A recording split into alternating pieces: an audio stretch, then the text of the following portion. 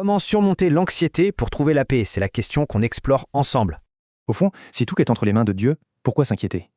C'est notre point de départ. D'abord, pourquoi cette inquiétude, cette peine? C'est une réaction humaine tout à fait normale face à l'imprévu. On voit ici que même les prophètes connaissaient le chagrin, mais leur plainte, ils l'adressaient à Dieu.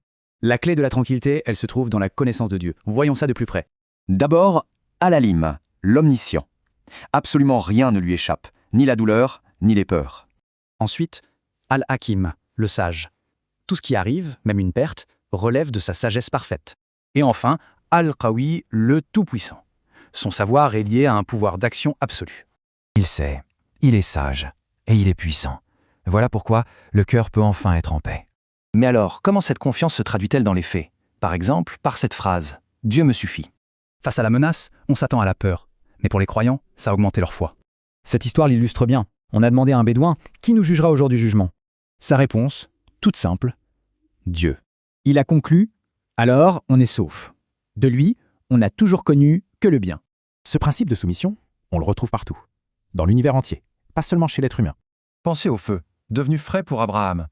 Ou à la mer fendue en deux pour Moïse. Tout, absolument tout, se soumet. Même les étoiles et les arbres se prosternent. Rien, mais vraiment rien, n'arrive par hasard. Pas même la chute d'une feuille. Tout est voulu. Alors concrètement, comment vivre cette soumission au quotidien pour trouver une paix véritable? C'est un chemin en 3 étapes.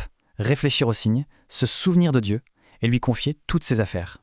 Dieu est avec les justes, c'est une certitude. La vraie question c'est, est-on réellement avec lui?